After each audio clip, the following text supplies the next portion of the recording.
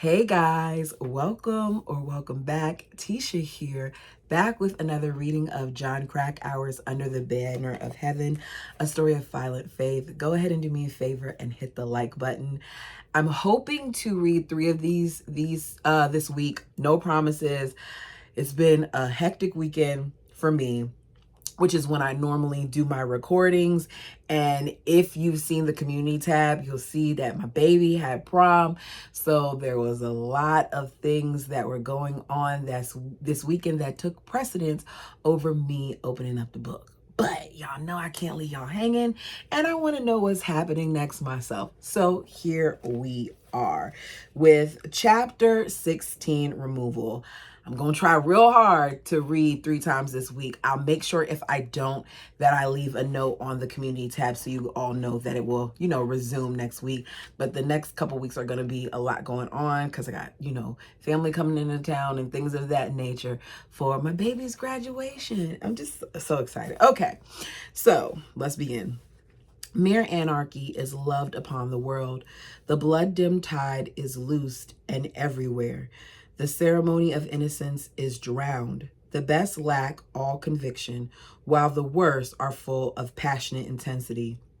Surely some revelation is at hand. Surely the second coming is at hand. The second coming. Hardly are those words out when a vast image of Spiritus Mundi troubles my sight. Somewhere in the sands of the desert, a shape with lion body and the head of man, a gaze blank as the sun is moving its slow thighs, while all about it reel shadows of indignant desert birds. This is William Butler Yeats the Second Coming, or Yates. I think it's Yeats, Y-E-A-T-S. Reprinted with the permission, an imprint of Simon Adult Publishing Group, from the collected works of W.B. Yeats, Volume 1, The Poems Revised, edited by Richard W. Fearon, copyright 1924. Okay, that's not really important, but it was a footnote. Y'all know normally his footnotes have stuff in it. Anyways, even though Brenda was unaware of the removal revelation, she had plenty of other reasons to fear all the Laffertys, including Alan, and fear them she did. But that didn't deter her from standing up to the brothers on behalf of Diana and the other wives.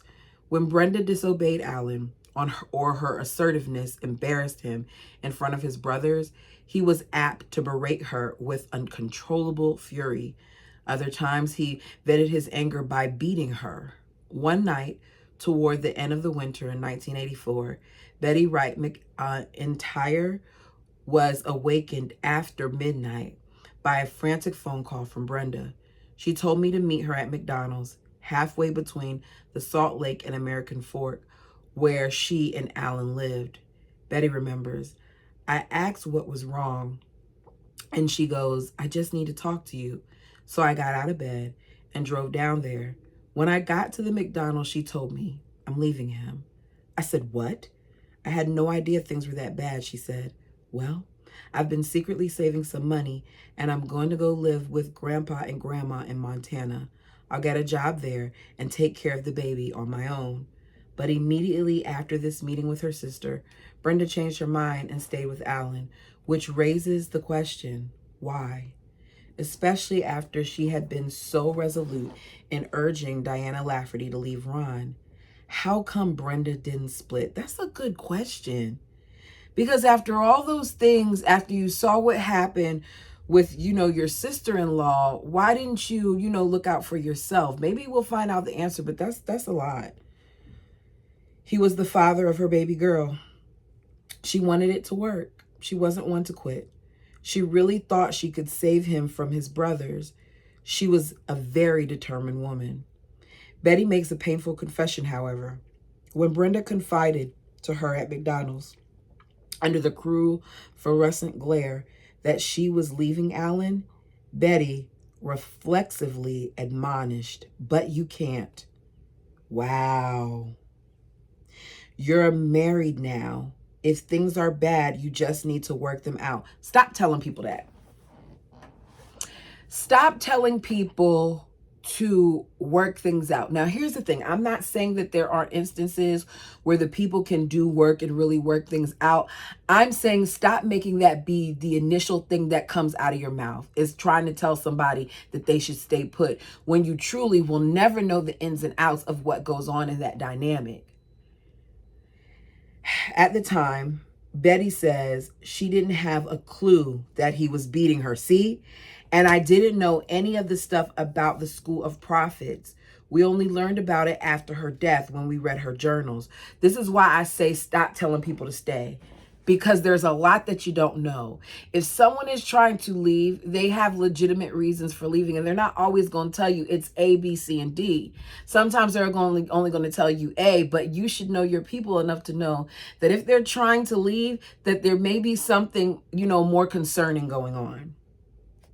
My mom and dad were always there for her, but she didn't tell us what was really going on, because if there was any way my dad would have known, he would have driven down and taken her and the baby back to Idaho, where they would have been safe, no question. One Sunday morning, about 2 months after Brenda met Betty in the middle of the night at McDonald's, LeRae Wright, the woman's mother, says she received a very disturbing phone call from Brenda. She was in a panic, she said. Things aren't going well with Alan. Can I come home? We said, of course. Well, then we didn't hear back from her. So I called her that evening and she said, we've worked things out. So she didn't come to Idaho after all. I don't know what was going on, but she never came home. By then, Ron and Dan were long gone from Provo in Utah County, driving around the Western Ron's Impala wagon on their impromptu pilgrimage to polygamous communities. We traveled up into Canada, down through the Western U.S., and across the Midwest, Dan recalls. As I look back at it now, it was an important trip for me because I got to know my brother for the first time, really. Until then, I never knew Ron all that well.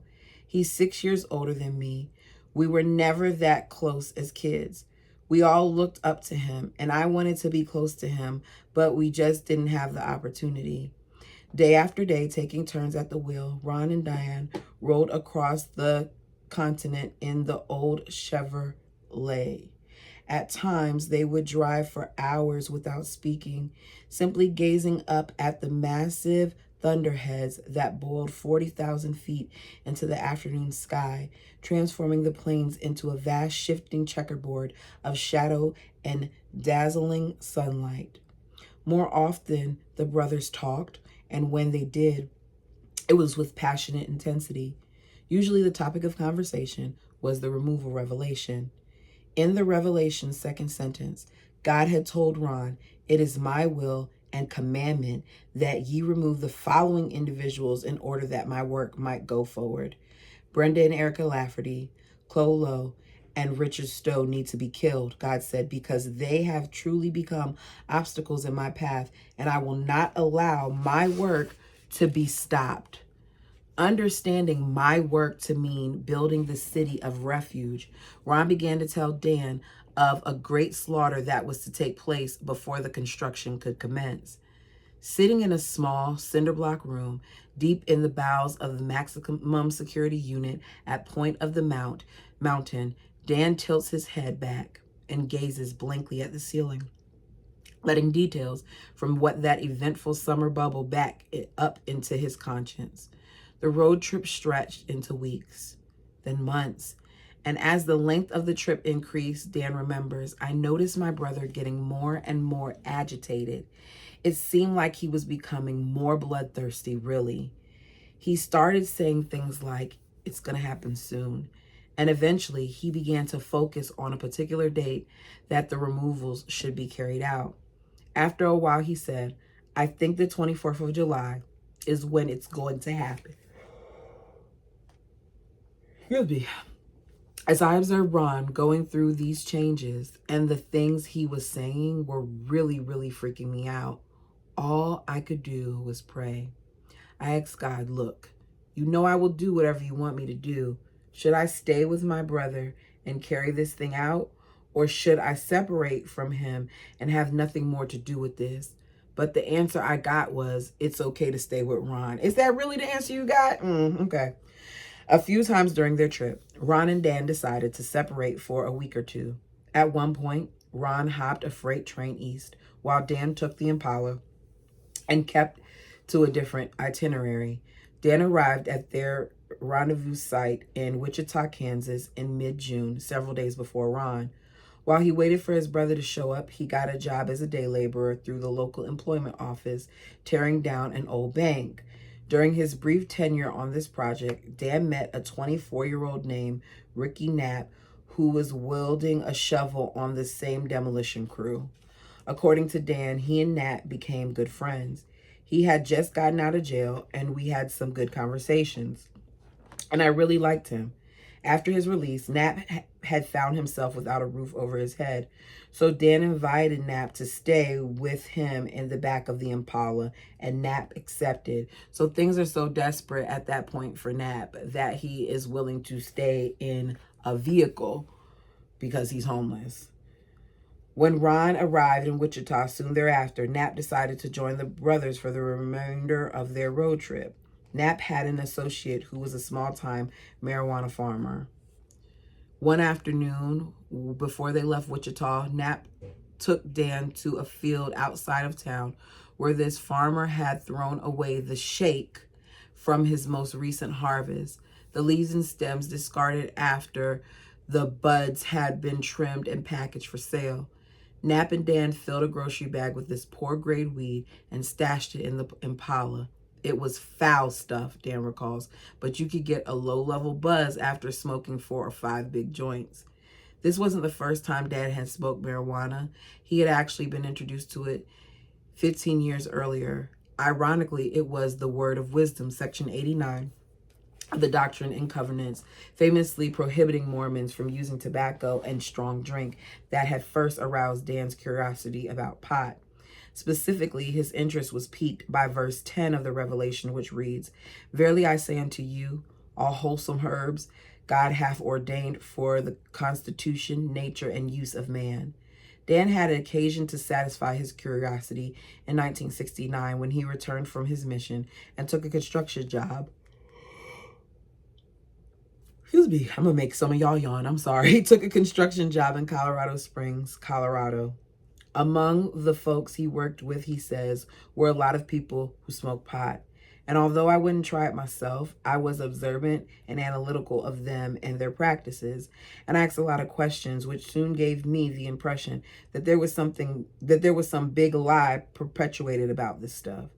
Eventually, a girl he had a crush on in Colorado convinced him to sample some high-potency dope, he remembers. I was launched into my first orbit into the expanded universe inside my head. Dan smoked pot a few more times during that period of his young adulthood, but he worried that he was committing sin. And when he moved from Colorado back to Utah County, he repented and became 110% Mormon again. There's a footnote. Interestingly, in 1915, Utah became the first state in the Union to criminalize marijuana. The impetus for the ban came, impetus from the ban came from the LDS Church, which was concerned about increasing marijuana use among its members. Latter-day Saints, in turn, it turns out, were way ahead of the curve when it came to smoking dope, thanks to polygamists who developed a taste for cannabis in Mexico, where some 6,000 of them have fled the early years of the 20th century to escape federal prosecution. In the summer of 1912, the Mexican Revolt flared through northern Mexico, and the escalating violence compelled most of these polygamists to return to Utah, where they introduced marijuana into the broader Mormon culture, alarming the LDS general authorities. Dan didn't smoke any more marijuana until he met Ricky Knapp in the summer of 1984, at which point he says, "I thought I was having my heart and mind open to something much more mysterious and serious than I ever had imagined." As he reflected on the various references to herbs in Joseph's published revelations, Dan became convinced that the prophet must have come across some of the mind-expanding herbs. Unlike Dan, Ron had never tried marijuana before Ricky Knapp entered their lives, but after hooking up with Dan and Knapp in Wichita, Ron was easily persuaded to smoke some kind of Knapp's low-grade cannabis. According to Dan, Ron thereby got to feel what a mild high was like and to experience the munchies. It was probably rather fortuitous that the marijuana was so weak, because he was a little fearful at first, and later on, when he got good stuff to smoke, he tended to get pretty paranoid. Paranoid or not, Ron quickly adopted Dan's view that marijuana enhanced one's spiritual enlightenment. So they're using the herb to get enlightened. I don't feel like if you're really being enlightened, you need to have a substance, but what do I know? When Dan became reacquainted with marijuana through his association with Knapp, he says that because he was no longer under the thumb of the LDS Church, for the first time I was able to get high with a clear conscience, and perhaps that is why, rather than just experiencing the gladdening of the heart, I began to experience the enlivening of the soul. I began to have what I would call wonderful spiritual insights. Getting baked, Dan observed, was much like becoming a child and being introduced into a whole new world. I've concluded that the scripture which says, unless you become like a little child, you can't see the kingdom of heaven, is another secret reference to getting high. Get out of here. It has nothing to do with that. It's about the innocence. It's about you not over analyzing things, but you talking about that. Okay, my opinions, tell me yours. As is also the mysterious account of Moses seeing God through the burning bush. After Dan and Ra were arrested, this is a footnote, Dan made a statement from jail in praise of spirit herbs, which was wildly publicized. Do y'all call it herbs or herbs? Because my family is called herbs. So, yeah, either one. H-E. I'm about to spell it out. H-E-R-V-S. Those things. I don't know what y'all call it. Anyway, Dan says, many people have wondered if I was on drugs or drunk when I did the killings, but neither was the case. I had smoked some good bud with my third wife about a week earlier, and I drank a beer. Alex Joseph brought me the day I left his compound in Big Water on about July 22nd, but that, he insists, was the full extent to which he used intoxicants during the period leading up to the murderers. In other words, he's letting it be known that he wasn't high or anything like that. It's just something that he wanted to do because I guess he felt like he needed to complete the removal. After their contemps with the School of the Prophets in April 1984, but before leaving Utah, before leaving Utah on their road trip, Ron and Dan had paid a visit to the directors of the Dream Mine in order to discuss the city of refuge they intended to build near the mine entrance. This was their second visit to the directors. A couple of months earlier, Dan had offered to donate the labor of all 6 Lafferty brothers to help extract the gold everybody knew was close at hand, in order to finance the city of refuge. But the managers of the mine had politely declined the offer. This time, Ron and Dan dispensed with all necessities and flat out demanded, dispensed with all the niceties and flat out demanded that the directors turn over management of the mine to them. If they refused, Ron warned the directors would feel the hand of the Lord. Ignoring the threat of divine retribution, the mine managers declined this offer as a Abbott, less politely this time around. I don't know if I said that right. Albeit. Despite being rebuffed in their efforts to take control of the Dream Mine and being expelled from the School of the Prophets, Ron and Dan remained excited about building the city of refuge on Onias's property below the mine. Toward this end, during their road trip, they sought out a number of preeminent polygamists across the West and attempted to enlist their support for the project. Among them, John W. Bryant, the self-proclaimed prophet Ron had visited the previous December. After leaving Wichita, At the beginning of July, Ron, Dan, and Ricky Knapp steered the Impala west, aiming for Bryant's commune amid the tall fir trees and lush berry farms of the Oregon's Willamette Valley. Upon their arrival there, Ron electrified Bryant's followers with an impromptu sermon about the city of refuge and the role it would play during the last days. According to one of these postulants, Lauren Grant, Ron just had so much to love. Everyone picked up on it. Everyone just started to bubble. Grant, a mother of 4 children, was also impressed with Dan, who used his chiropractic skills to treat members of the commune. She compared Dan to Christ, saying he was just so gentle and so loving. I just don't understand how people like to tell us the good parts of a person when they've done bad.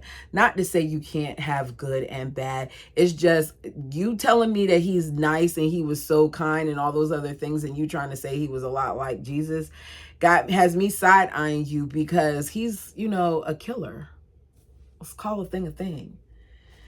By the time the Laffertys bid farewell to Bryant's group and the damp charms of the Pacific Northwest, Dan had taken Grant as his 3rd wife. Just like that. That's why she has so much stuff to say. Okay. By the time the Laffertys bid farewell to Bryant's group and 3rd wife, the newlyweds and her 2 youngest children drove away together in Grant's car, while Ron, her 2 older sons, and Knapp departed in the Impala.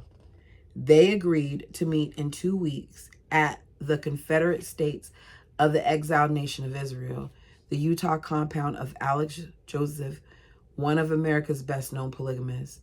Joseph, 6 or 7 of his wives, and their many children lived in Big Water, a fated desert settlement near the southwestern end of Lake Powell, the 2nd largest reservoir in the nation. There's a footnote. Joseph, a former police officer from Modesto, California, was raised in the Greek Orthodox faith and converted to Mormonism in 1965. Excommunicated 4 years later, when he began taking poor wives, he found a sect called the Church of Jesus Christ of Solemn Assembly. All told, Joseph married at least 21 women. His self-deprecating wit, idiosyncratic theological views, get it out, girl, and unstable appetite for publicity made him a darling of the international news media. In 1983, shortly before the Laffertys visited him, Joseph successfully ran for mayor of Big Water on a libertarian platform, promising that he would turn the town into a tax-free sanctuary. Thereafter, he boasted that he was the only polygamist elected to public office in the United States. He was also commander of the Lake Powell Coast Guard Auxiliary. Late in life, he came to believe that Jesus had been a visionary seaman and was crucified by the Romans after he discovered the secret of transoceanic navigation. A prodigious smoker, Joseph died in 1998 of colon cancer at the age of 62. Big Water happened to be not terribly far from Colorado City, the stronghold of Uncle Roy's Fundamentalist Church of Jesus Christ of Latter-day Saints, the most populous polygamous sect in the nation. Ron, Ricky Knapp, and Grant's older boys drove south on Interstate 5 into California. While they were making a bathroom stop at a rest area outside of Sacramento, the youngsters struck up a conversation with a 23-year-old drifter and petty thief from New Mexico named Chip Carnes. The brakes had fallen on his rundown car, and after the boys introduced him to Ron offered to help Carnes get the vehicle to the repair shop in Sacramento. Strapping a spare tire to the rear bumper of the Impala, Ron instructed Carnes to drive with the nose of his car pushed tight against the tire so that Ron could use the Impala brakes to slow Carnes' vehicle when they needed to come to a stop. By this sketchy but ultimately effective method, they got the brakeless machine to a mechanic shop in Sacramento. As it turned out, though, Carnes didn't have enough money to get the old beater repaired, so he sold the car to the mechanic on the spot, contributed the modest proceeds to the Impala's gasoline fund, and climbed into the Green Station wagon with Ron, Knapp, and Grant's kids, all bound for southern Utah to hook up with Dan and his latest wife. This is a lot of people that are being in on this thing. I'm wondering if any of these people know. We'll see. Dan and Lorene Grant got to Big Water first. By this point, after approximately a week of marriage, the newlyweds were no longer getting along so well. Oh, that was quick, prompting Grant to ask Dan for a writ of divorcement. What? Dan complied, and then even before Ron showed up, he stuck out his thumb and hitchhiked back to Utah County, leaving Grant at Alex Joseph's place to await the arrival of Ron and her two oldest children. Wow, what a gentleman. Ron and his 4 passengers rolled up in the Impala just after Dan left. They stayed in Big Water only overnight, but while they were there, Ron shared his removal revelation with Alex Joseph. According to Chip Carnes, who was eavesdropping, they were discussing Ron coming back to Utah and collecting up his guns and going on a shooting spree. Joseph Carnes recalled, tried to talk Ron out of it. Dan, meanwhile, had gone to see his second wife, Anna Randack, in Spanish Fort Cannon. After spending a day and night with her on July 23rd, Dan kissed her goodbye and went to Orem to visit his original wife, Matilda, and their children. It was the first birthday of his youngest child, a son. Dan had seen the boy in the months since he was born, and although he didn't realize it at the time, he would never see him again after this encounter. Wow. Dan's visits with Matilda and his kids were brief. That afternoon, he bid them farewell, and went to his mother's home in Provo to meet Ron, who had driven there after leaving Big Water. Ron, Dan, Knapp, and Carnes spent the rest of the day at Claudine Lafferty's house doing laundry and turning up the Impala's engine. They also discussed their plans for the following day.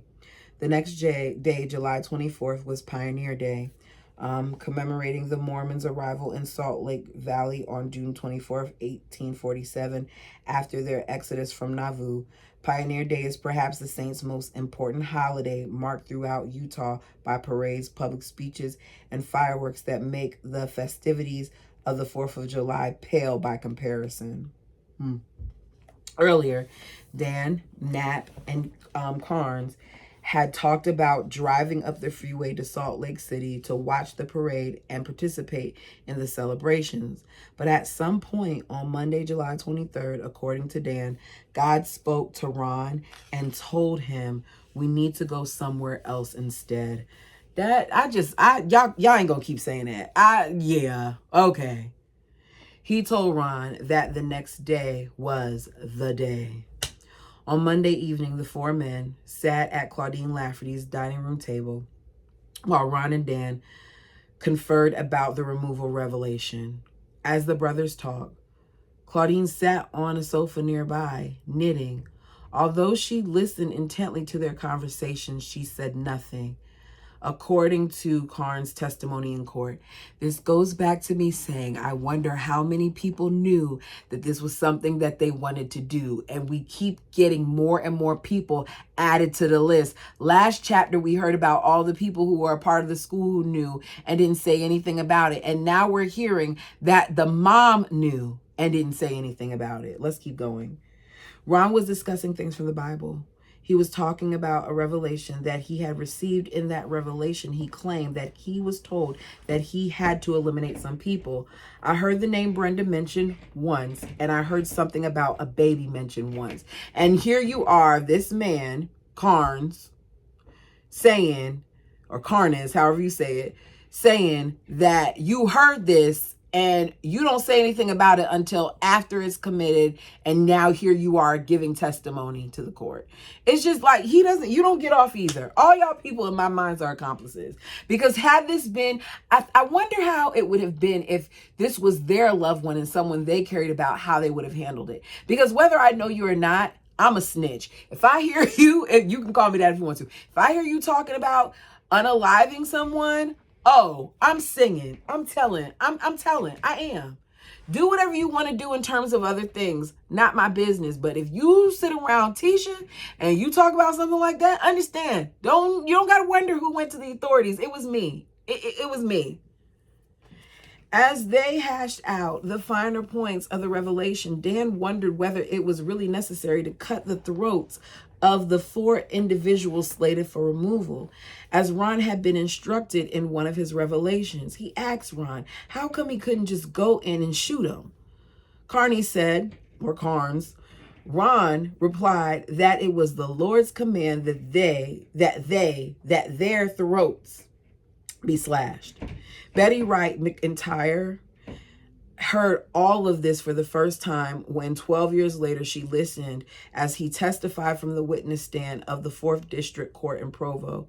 And when she learned that Claudine Lafferty had been sitting right there quietly listening as her 2 oldest sons discussed the imminent murder of her daughter-in-law and baby granddaughter, Betty was stunned. How could someone hear what they were planning, my point exactly, and not do anything to warn Brenda? She asked. I just can't understand it. July 19th had been Brenda Lafferty's 24th birthday. Betty had volunteered to drive down to American Fork and take care of baby Erica so that Brenda and Alan could go out for a night on the town. Betty was really looking forward to seeing both Brenda and Erica. The baby, now almost 15 months old, had just started to say her first intelligible words. Alan and Brenda went up to Salt Lake for dinner, Betty says.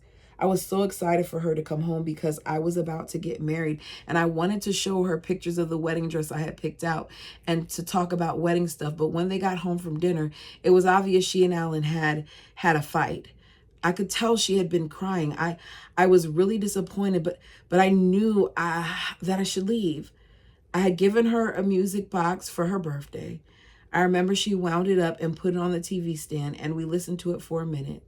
Then I kissed the baby goodbye and left. That was the last time I ever saw my sister. On the morning of July 24th, Pioneer Day, Dan got up, prayed, and felt prompted by the Lord to saw the barrel and stock off a 12-gauge pump-action shotgun that he had been storing at his mother's house. Okay, so here's the thing. The mom hears about this story and everything else, and she does nothing. The mom knows about this gun being at her house storing for her son, and she does nothing. The 24th was just this revelation that came to him when the whole time the 24th is Pioneer Day. Are we seeing the foolishness here? And how this is about his plan, not about the plan he's trying to say was the removal thing that he got as a revelation. My opinion, tell me yours. While he used a hacksaw to cut down the weapon in Claudine's garage, Ron, Ricky, Knapp, and Chip loaded their belongings into the Impala. Among the items they placed in the car were a .30 Winchester and a .270 Deer rifle. As they were lashing some items onto their vehicle's roof, a troubled Chip, that's Carnes, told Ron, I don't see any reason for anybody to kill any baby. Ron replied that Erica was a child of perdition and therefore needed to be removed. In any case, Ron added not only that had God specifically named the baby in his commandment, but after Brenda was killed, the baby wouldn't have a mother, so it would in fact be a blessing if Erica were removed along with her mom. It's ridiculous. There's no rhyme or reason to this. When the station wagon was loaded, the 4 men climbed in with Dan at the wheel and drove over to Mark Lafferty's farm to pick up another weapon, a 20-gauge shotgun, which Dan had loaned to Mark a few years earlier. Mark handed the gun to Ron, and as he did so, he asked skeptically, what are you going to do with that? I'm going hunting, Ron said. Knowing that no game was in season, Mark countered, what are you going to hunt? Any effing thing, Ron answered, that gets in my way. So why'd you still give him the weapon? I'm just wondering.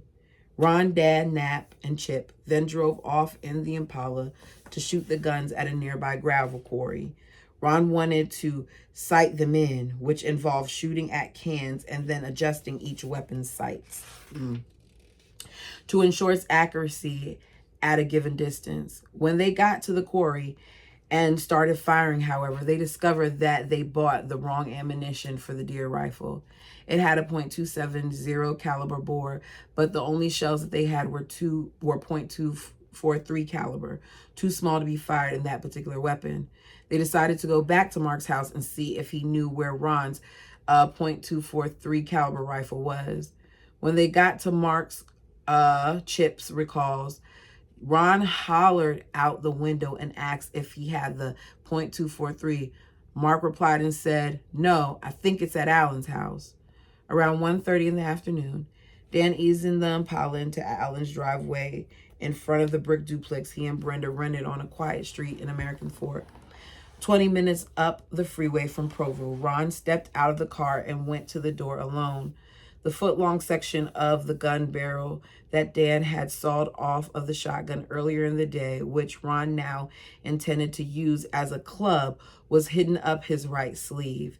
A 10-inch boning knife, as sharp as scalpel, was tucked into his left boot. Ron opened the screen door and knocked loudly for a long time, says Dan. I knew he was anticipating taking the lives of Erica and Brenda right there and then. So I was out there in the car praying. I hope this is what you intended, God, because if it ain't, you better do something right now. That's not how it works. And then nothing happened. No one answered the door. After a few minutes, Ron turned around and came back to the car quite puzzled and kind of shrugged his shoulders. I had a real happy feeling then because I thought the whole thing had just been a test of faith, like when God tested Abraham and Ron had just passed the test. I thought, oh, thank you, God. And then I started the car and drove away. Yeah. It couldn't be me. I'm just going to say it couldn't be me. Ron was sitting in the passenger seat looking kind of befuddled. He was the one who kind of always told the rest of us where we were going and what we do next. I had driven about a block and a half away from the house when I was suddenly overcome by a weird feeling. It was like this thing I once saw on the TV news. A guy was about to get on an airplane, but when he got to the door, he turned around and walked away, and then the plane crashed. They interviewed the guy and asked him why he had gotten off the plane. I can't explain it, he told them. I just felt like I shouldn't. Yeah, there's times when and I've said that before, you get that feeling that's your reminder or a prick to let you know, don't do that, or maybe another day or whatever. Yeah, I get what he's saying here. Well, that's what it felt like for me as I drove away from Alan's. I had this strong feeling that I should turn the car around, so I did. And I knew I was going back to the apartment. What? Why would you? Huh? Oh, okay. I might need to eat my own words. Okay, we start over. And I know I was going back to the apartment, although I didn't know why because nobody was home. The other guys in the car asked me, what are you doing? I said, I'm going back to Alan's, but I don't understand why. A number of things went through my mind. By this point in time, I'd had enough spiritual experiences, things that I consider miraculous, that I believed I was going back for a purpose. I thought, well, maybe Ron wasn't supposed to do it. Maybe I'm going back because I'll be the one who is supposed to take care of this business for the Lord. I wasn't sure, but I just had a real comfortable feeling about what I was doing. At this point, it was like someone had taken me by the hand and was just leading me comfortably along. Ron asked me if I was sure about what I was doing. He said he didn't want me to be doing anything that he was unwilling to do himself, but I explained that I felt good about it. It felt right. Dan pulled into Alan's driveway again, walked up to the door and knocked. Oh my goodness. This time, after only 2 or 3 knocks, Brenda opened it. Dan asked if Alan was home. She replied that he was at work. Dan asked if she knew whether the .243 deer rifle was in the apartment somewhere. I know I'm probably saying these gun names wrong, y'all. Sorry, don't know a whole bunch about them. Brenda said she was sure it wasn't there. Then Dan asked if he could use the phone. Losing her patience, she said, "No, you cannot come in and use the phone." Dan protested that he only wanted to make a very brief call, but Brenda was apparently becoming increasingly suspicious and continued to refuse him entry. At this point, Dan recalls, "I was kind of silently talking to God, and I asked, 'What do I do now?' I felt comfortable to push past her and enter the house, so that's what I did." According to Chip, as soon as Dan forced his way into the apartment, the door slammed behind him, and I heard what sounded like somebody hitting the floor. Then I heard a vase break. When Dan pushed his way inside, he says, "I think it kind of unnerved Brenda. She made a very interesting comment, rather prophetic. She said, 'I knew you were going to do something that nobody could stop.' Then she started apologizing for a whole bunch of stuff, for the influencing Ron's wife, stuff like that. Then I thought to myself, you're a bitch." What? And I felt impressed to wrestle her to the ground. I crossed her arms, threw her onto her stomach, and sat on top of her, holding her wrist from behind. Outside the apartment, Chip, Nat, and Ron were still waiting in the Impala. I think Chip is Nat. I can't remember. Chip returned to, no. It says Carnes, y'all, but I feel like I'm saying it wrong, so I'll just say it. Carnes turned to Nat and said, "It's getting kind of noisy in there." "You're right," Nat replied, then said to Ron, "Maybe you ought to go help." At which point, Ron got out of the car and went to the door. Hold on, because I want to make sure that Chip is Carnes. Hold on. Okay, I checked. It's Chip. It's Chip. Chip is Carnes, so I'm going to keep saying Chip. I got confused because there's so many different names. Okay, let's go up some. Outside the apartment, Chip, Nat, and Ron were still waiting in the Impala. Chip turned to Nat and said, it's getting kind of noisy in there." "You're right," Nat replied, then said to Ron, "Maybe you ought to go help." At which point, Ron got out of the car and went to the door. When he tried to enter, though, Dan had Brenda pinned on the floor against the door. So Ron had pushed his way in, according to Chip. But as soon as Ron got inside the house, I heard Brenda saying, "I knew it was going to come to this." And then I heard Ron calling her a bitch and a liar. And I heard what sounded like a pretty good fight, things breaking. And I heard Brenda screaming, "Don't hurt my baby." Oh my goodness. "Please don't hurt my baby."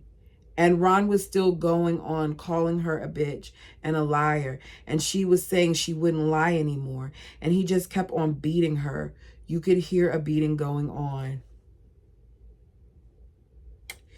And then I heard a baby crying, "Mommy, mommy, mommy."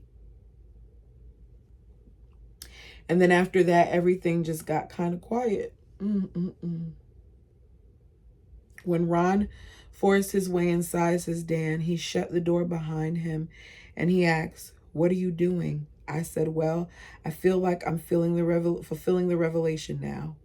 I was trying to whisper because I didn't want Brenda to hear the things that would make her uncomfortable. Then Ron said, "How are you going to do it?"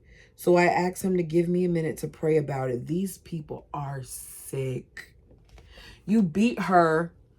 You're doing all of this in front of her baby. And then you say, "Let me pray about what I'm going to do next." And I kind of said to myself, what am I supposed to do, Lord? Then I felt impressed that I was supposed to use a knife, that I was supposed to cut their throats. Ron asked, "What knife are you going to use?" I had a knife on my belt, and Ron had a butcher knife in his boot. I told him that butcher knife you purchased, at which time he took the knife out of his boot and set it on the floor where I could reach it. Then he tried to knock Brenda unconscious with his fist. He hit her in the face over and over and over again. Until blood started to splatter on the wall. But he hurt his hand, so he had to quit hitting her. The amount of pain pain that this woman went through, all because she asserted herself and she stood up for her sister-in-law and tried to help her sister-in-law. They decided to remove her and her baby from this world. And they couldn't even, not that it makes it any better, but they couldn't even make it quick. They wanted to make her suffer. They did make her suffer. By that point, enough blood had splattered that I lost my grip on Brenda and she stood up. So they beat her up like this and she's still fighting. Ron moved around to block her from leaving. Her face looked pretty bad where he had been hitting her.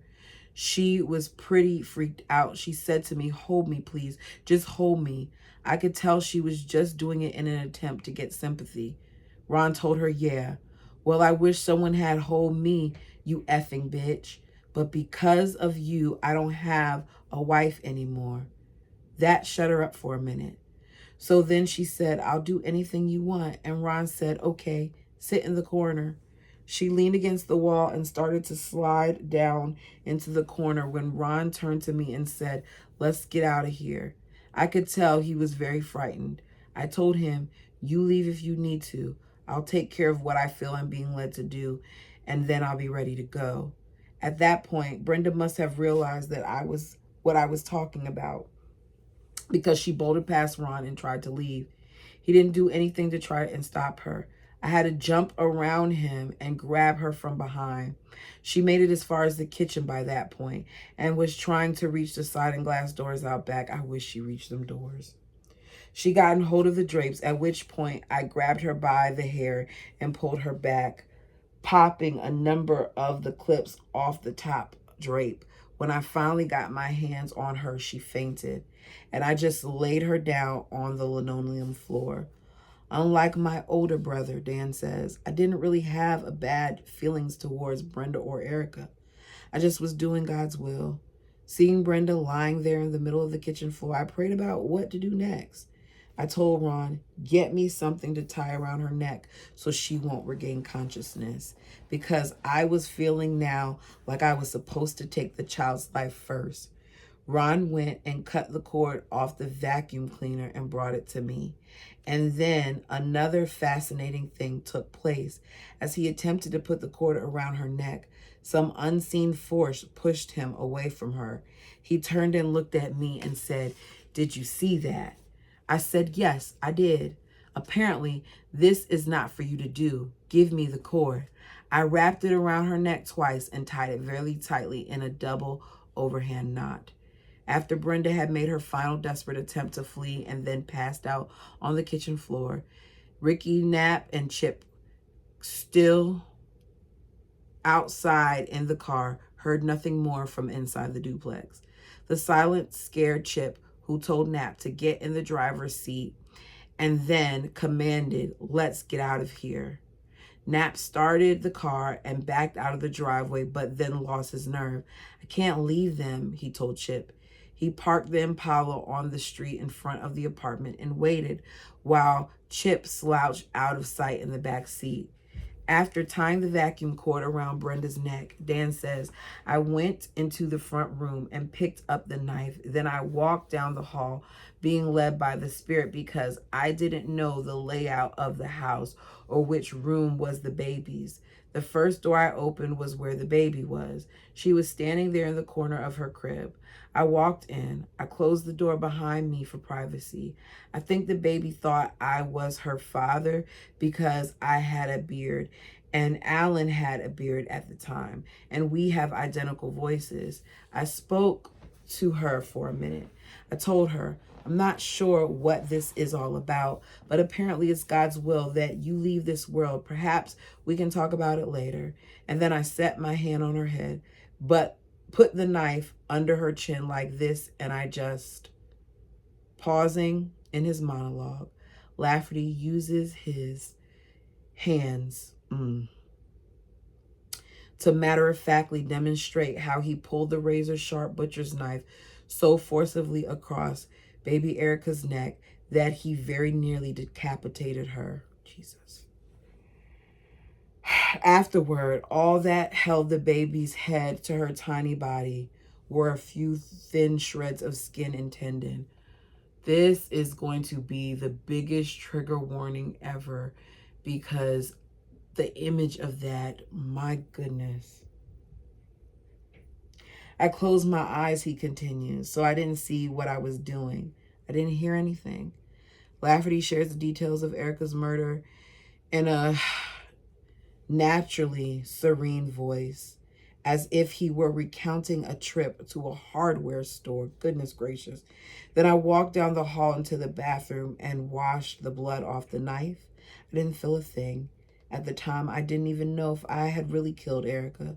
Not until later, when they showed me the pictures of the crime scene. I'm pretty sure she didn't suffer. You freaking jerk. You don't know what happened to that baby. And she did suffer. She suffered because more than likely, after seeing how you beat her mother, she knew what you were going to do to her. Maybe I believe that just to make myself feel better. You think? I don't know. But hopefully the knife was so sharp she didn't feel any pain. Anyway, I washed the knife off, and when the knife was clean, I walked into the kitchen and stood over Brenda. Straddling her, I untied the cord and took it off her neck. I grabbed her by her hair, placed the knife against the side of her neck, and drew it across her throat. Again, I closed my eyes so I didn't actually see anything, but this time I could hear the blade cutting through the trachea. Oh, goodness. And feel it hit the bone of her spinal column. Then I walked back into the bathroom and washed off the knife a second time, turned to Ron and said, okay, we can leave now. This is him recounting what he did, recalling what he did, and speaking as if it was just a regular thing, that he didn't end 2 lives in such a horrific manner. That's what this man is doing here. Ron and Dan walked out the back door and returned to the car. When when Nap and Chip saw the brothers' blood-soaked clothing, Dan says they kind of freaked out. Chip especially started to come apart, frightened by the overpowering smell of blood in the car. Chip grabbed Dan's shirt and demanded hysterically, you need to get rid of that smelly thing. When he said that, Dan remembers, I thought to myself, hey, it's not even over yet. Why should I change my clothes now? We still have 2 other residences to visit. But Dan obliged Chip all the same. As the Impala pulled away from the apartment, Dan removed his bloody shirt, borrowed a clean shirt from Chip, and put it on. Ron, too, was extremely agitated, but Dan remained calm and unruffled. I was completely comfortable that things happened the way God intended them to happen. Ron was very shaken and very weak. So the guy who told y'all this all in the first place is now weak and oh goodness, please. He kept talking about the smell of blood on his hands. I put my hand on his shoulder and tried to comfort him. As they drove, Ron seemed to regain some of his composure, guiding the Impala through the thick July heat, taking care not to exceed the speed limit. He knew exactly where he was going. Highland, the next town to the north, where he and Diana and their children used to live, and where Chloe Lowe still lived. 4 months earlier, God had instructed Ron, it's my will and commandment that ye remove the following individuals in order that my work might go forward. First, thy brother's wife Brenda and her baby, then Chloe Lowe, then Richard Stowe, and it is my will that they be removed in rapid succession. With the murders of Brenda and Erica, the first half of the revelation had been fulfilled. As they drove the short distance to Lowe's home, Ron and Dan talked about how they would carry out the rest of it. Following the commandment as closely as possible, they intended to first remove Lowe, then Stowe, executing them in rapid succession before the day was out. Although the brothers agreed that killing Lowe should be easy because she was a small woman, Ron confessed to Dan, I'm afraid I don't have the energy if we have to take the life of Chloe Lowe. You're worrying about things you shouldn't worry about, Dan assured him. I'll take care of that, just like I've taken care of this, because it's the Lord's business. And that is where we're finishing for today's reading. That is a lot. It is heavy. I'm definitely going to have to put a warning on this. Y'all, ooh, I just will never understand people who commit such violent acts and then try to put higher beings into the reason why they did it, when really, in my opinion, it's things that they wanted to do themselves. And the fact that he was able to do this in the manner that he's able to do this makes me really, really question what's going on in his mind, because I can't fathom it. Let me know your thoughts on this chapter. Thank you guys so much for your time. Until next time.